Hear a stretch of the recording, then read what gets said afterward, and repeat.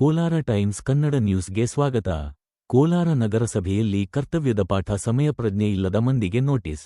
ಕೋಲಾರ ನಗರಸಭೆಗೆ ದಿಢೀರ್ ಭೇಟಿ ನೀಡಿದ ಜಿಲ್ಲಾಧಿಕಾರಿ ಡಾ. ಎಂ.ಆರ್. ರವಿ ಕರ್ತವ್ಯದ ಪಾಠ ಮಾಡಿದರು. ಕಚೇರಿಗೆ ತೆರಳಿ ಹಾಜರಾತಿ ಪರಿಶೀಲನೆ ನಡೆಸಿದಾಗ ನಿಗದಿತ ಸಮಯಕ್ಕೆ ಕರ್ತವ್ಯಕ್ಕೆ ಹಾಜರಾಗದ 7 ಸಿಬ್ಬಂದಿಗೆ ಕಾರಣ ಕೇಳಿ ನೋಟಿಸ್ ನೀಡಲು ಸೂಚಿಸಿದರು. ಕಚೇರಿಯ ಶಿಸ್ತು ಮತ್ತು ಸಮಯ ಪಾಲನೆ ಹೆಚ್ಚಿಸಲು ಅಧಿಕಾರಿ ಹಾಗೂ ಸಿಬ್ಬಂದಿ ಕಡ್ಡಾಯವಾಗಿ ಆ್ಯಪ್ ಮೂಲಕವೇ ತಮ್ಮ ಹಾಜರಾತಿ ದಾಖಲಿಸಬೇಕು ಎಂದು ನಿರ್ದೇಶನ ನೀಡಿದರು.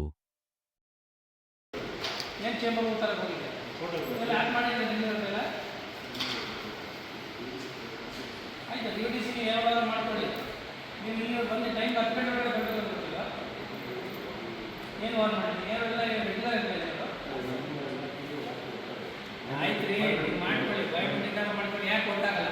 ನೀವು ಮಾತಾಡಿ, DML ಮಾತಾಡ್ಬಿಟ್ಟು ರೆಡಿ ಮಾಡಿಸ್ಕೊಳ್ಳಿ.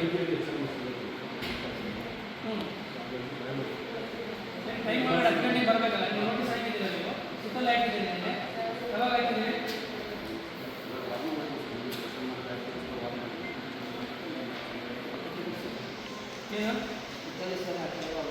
ಏನು ಮಾಡ್ತಾ ಇದ್ದೀರಿ? ಟೈಮ್ ಸರಿ ಬರಲಿ ಏನು ಕಷ್ಟ?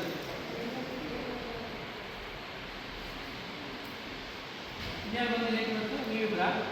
ಹಾಂ, ನೀವು ಅಷ್ಟೊತ್ತಿಲ್ವಾ? ಎಲ್ಲ ಕಥೆಗಳೆಲ್ಲ ತಿಳಿಸಿ.